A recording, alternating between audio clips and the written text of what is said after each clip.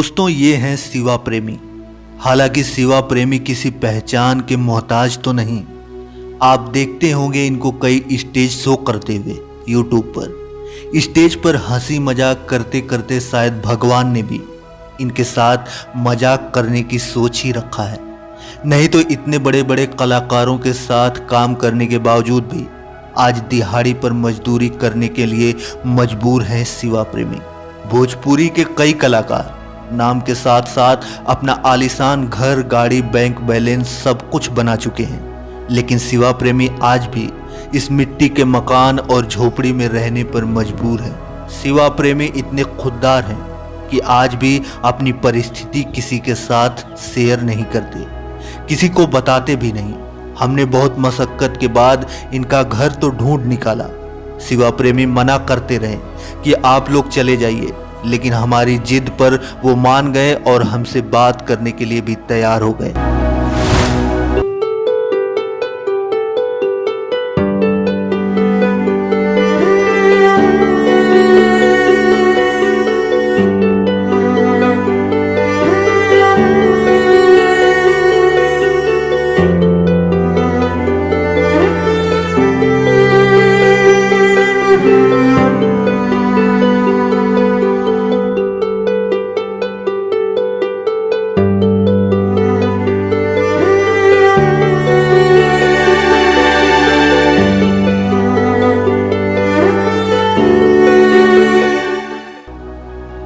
जब हम उनके घर पहुंचे तो वो अपने घर पर जाने के लिए पगडंडी वाला रास्ता बना रहे थे। खुद से ही उस पर मिट्टी डाल रहे थे। इनके घर जाने के लिए भी रास्ता नहीं है। खेतों की मेड़ों से होकर जाना पड़ता है इनके घर। मिट्टी से सने इनके कपड़े देखकर यकीन ही नहीं हुआ कि ये शिवा प्रेमी है। शायद सच ही कहा गया है कि किसी की वास्तविक परिस्थिति को देखकर उसके पूरे जीवन की कल्पना नहीं की जा सकती है। इनके घर की क्या स्थिति है आप खुद ही देख सकते हैं।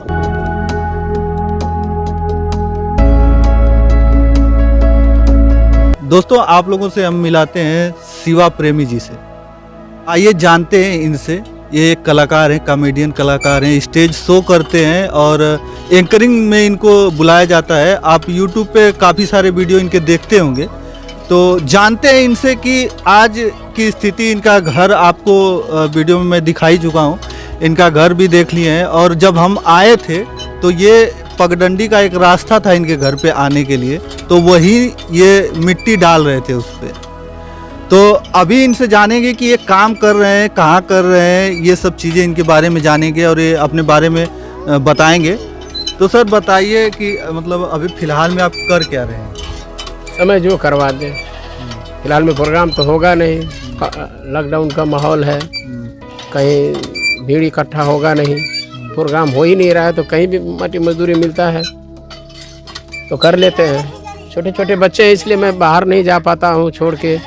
सिवान में घर है, कुछ हो गया। अभी आप ये पगडंडी वाला रास्ता बना रहे थे, हमने देखा मिट्टी फेंक रहे, तो अकेले ही ये सब कर रहे थे ऐसा? जी, अकेले इसलिए करता हूँ कि आना जाना अक्सर करके हमको ही है। हमारे जान पहचान वाले हमारे मेहमान हैं और बहुत से लोग यहाँ आते हैं। हमारे वहाँ जादू टाड़ा से लोग बहन बेटियाँ भी आती हैं। तो आपके यहाँ मतलब आपके इस घर पे आने के लिए कोई रास्ता नहीं है? जो नहीं, रास्ता नहीं है, रास्ता नहीं है। और अगल बगल वालों का मैं एहसानमंद हूँ कि जिन्होंने मतलब मेढ़ी बांधा हूँ इतना चौड़ा कि मतलब अगर वो कहें कि नहीं इतना चौड़ा नहीं रहेगा, हम अपना काट लेंगे, तो भाई उसका खेत है, हम उसमें ज़बरदस्ती भी नहीं करेंगे। और प्रेम से हम कहते हैं कि कभी कोई साइकिल वाला या बाइक से गिर गया तो उतना दूर में तो आपका फसल नुकसान हो जाएगा। इसलिए उनका जो मेहनत वाला काम है मैं खुद कर देता हूँ। जो डाँड़ मेढ़ होता है, जो खेती करने वाले वो खुद जानते होंगे कि डाँड़ मेढ़ करने में कितना मेहनत लगता है।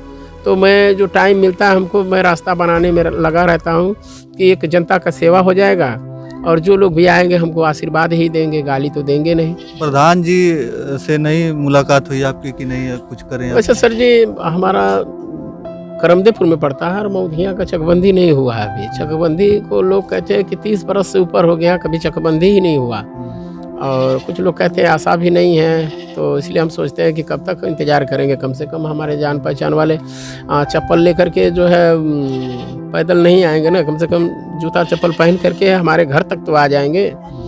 और थोड़ा सा दूर पड़ता है, तो यह उस रकबे में नहीं पड़ता है जिस गांव में मैं बसा हूँ। तो मैं दोनों के बीच में हूँ, बॉर्डर पर हूँ। अच्छा, ये पूरा अकेले में पूरा मैदान है और यहाँ पे आप अकेले ही घर बना के रह रहे हैं, आपको डर महसूस नहीं होता? कुछ डर नहीं।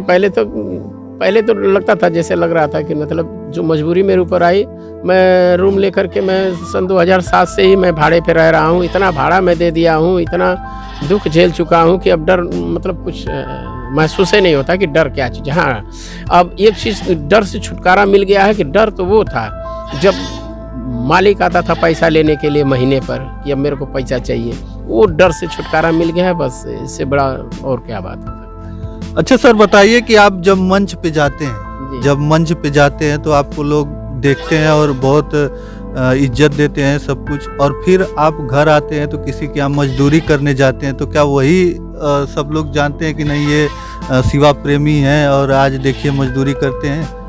हकीकत में बताएं आपसे तो एक बार मैं गाजीपुर गया काम करने के लिए, अभी इसी बीच गया था मैं, 15-20 दिन हुआ होगा।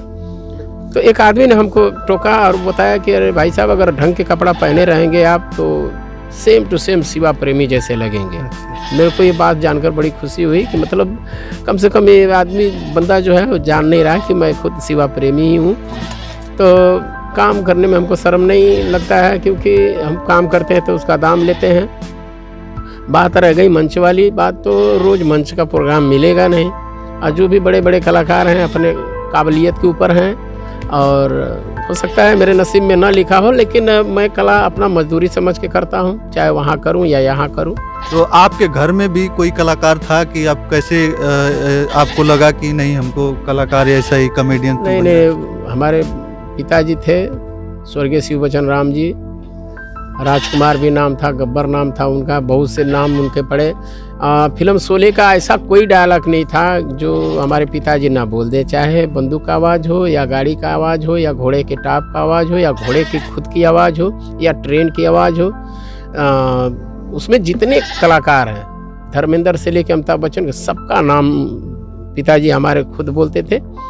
तो ऐसा लोग कहते हैं कि बापत पूत परापत घोड़ा ना ढेर तो थोड़ी थोड़ा भोजपुरी में कहावत है। तो सर जी, मतलब कि आपके खून में है वो कलाकारी? ऐसा हो सकता है, लेकिन पिताजी हमको मना करते रह गए, मेरी माँ भी मना की, बहुत से हमारे परिवार वाले सभी लोग किए, लेकिन मैं वैसा समझ के नहीं करता हूँ। मैं सोचता हूँ कि मतलब कुछ अपना कमाई धमाई हो जाए, जनता खुश हो जाए। हम सबको खुश करके पैसा लेते हैं, जो भी हमको रुपया पैसा मिलता है हम खुश करके लेते हैं। कहीं जाते पेमेंट भी नहीं मिलता है। हम आप लोग के आशीर्वाद से, पूरी जनता के आशीर्वाद से 3 बच्चे जो साथ हुए हैं उनके बड़े बड़े प्रोग्राम 3-4 बार मैं प्रोग्राम भी कराया था। उसमें से इतने कलाकार लोग आ गए थे कि आज माहौल ऐसा आया है कि अभी कितने कलाकारों के पास मैं नहीं गया हूँ। तो कभी जाता हूँ तो पैसा नहीं मिलता है, तो घर पे आता हूँ तो मेरी मैडम कहती है अरे पैसा नहीं मिला। तो हम नहीं, वो हमारा बच्चा के जन्मदिन में आया था तो कैसे पैसा मिलेगा। तो कहते अरे कितना दिन तक ऐसे चलेगा। तो इतने लोग आ गए थे कि 2-4 साल तो ऐसे ही जाएगा लगता है। सर ये बताइए कि जैसे आपको लगता नहीं कि हम पहले लोग मना करते थे कि ये सब काम मत कीजिए, कोई दूसरा काम करिए, तो आपको ये लगता नहीं कि मैंने गलती कर दी है लाइन में आके? ऐसा कुछ नहीं है, लेकिन गलती का बात नहीं है, हमको बहुत खुशी होती है।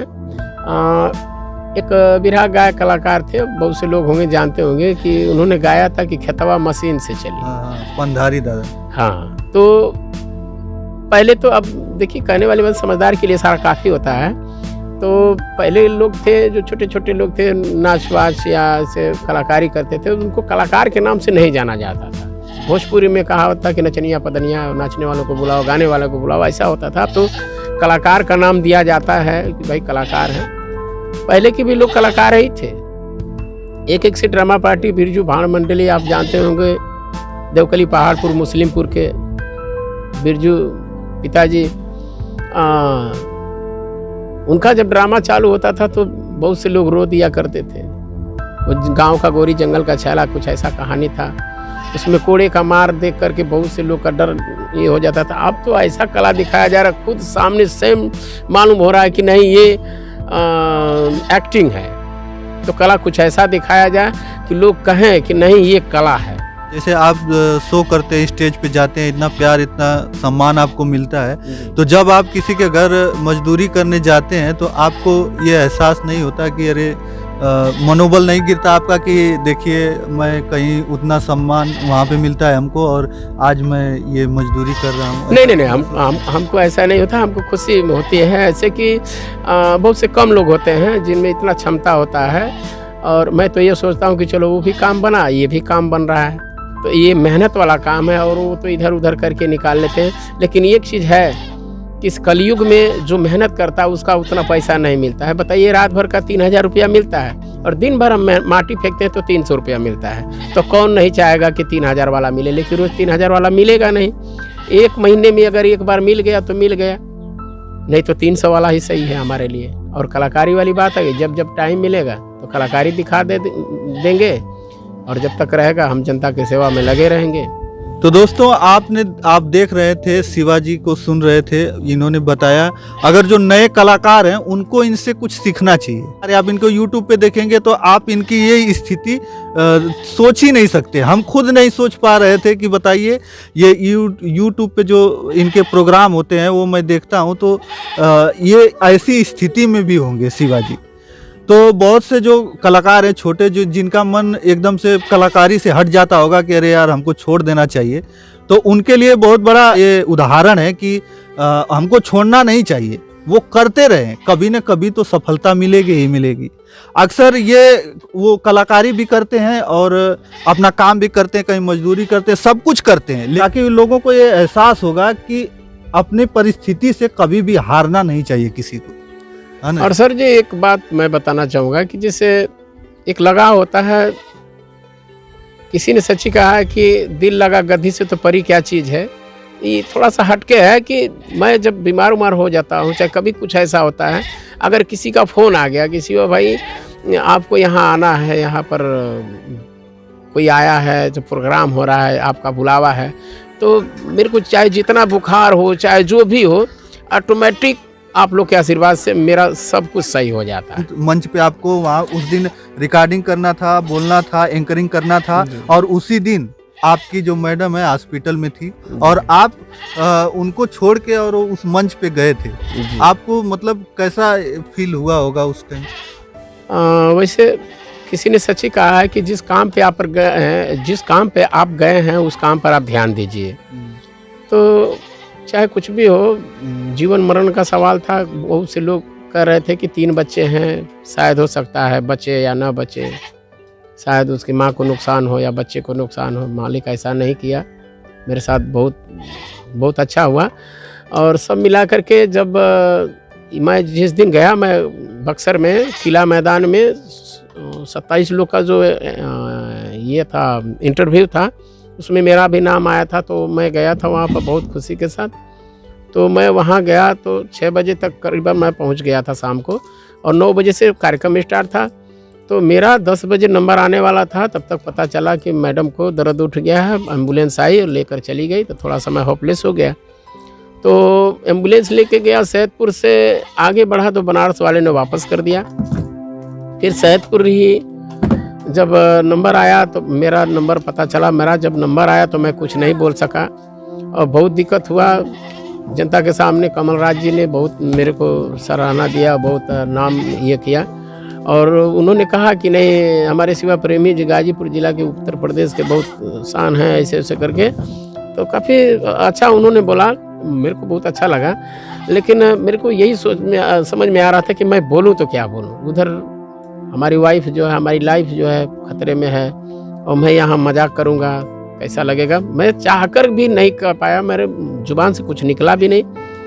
और ऐसा हुआ कि 1 बजे के बाद जब मेरे मोबाइल पे फ़ोन आया कि नहीं, आप जो काम करने गए हो बढ़िया से करो। 2 बच्चे और 1 बच्ची सही सलामत पैदा हुए।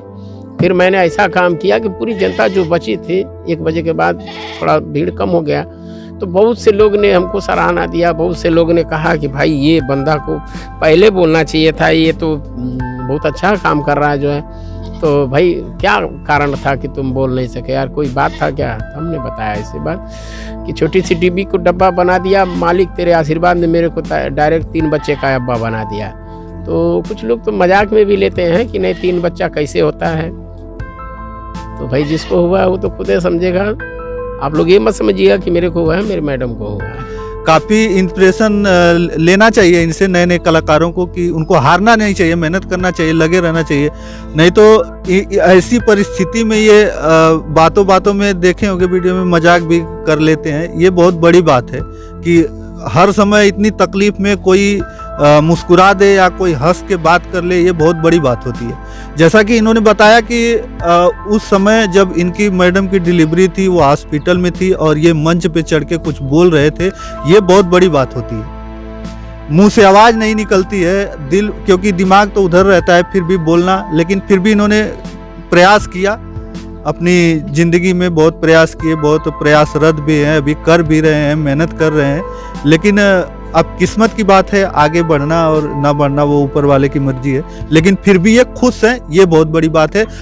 तो दोस्तों, आप देख रहे थे हमारा और आपका मन पसंदीदा चैनल सौलभ हिंदी, और मैं संतोष, और आपके साथ थे शिवा प्रेमी जी। दोस्तों, मैं अकेले तो कुछ नहीं कर सकता, लेकिन अगर आपने चाहा तो शिवा प्रेमी की ये स्थिति जरूर बदल सकती है। इस वीडियो को इतना शेयर करो कि उन बड़े कलाकारों तक पहुंचे, ताकि उनको भी पता चले कि शिवा प्रेमी कहाँ हैं और किस हाल में रहते हैं। तो जाते जाते वीडियो को लाइक और चैनल को सब्सक्राइब करने के बाद बेल आइकन को प्रेस करना ना भूलें। धन्यवाद। जय हिंद।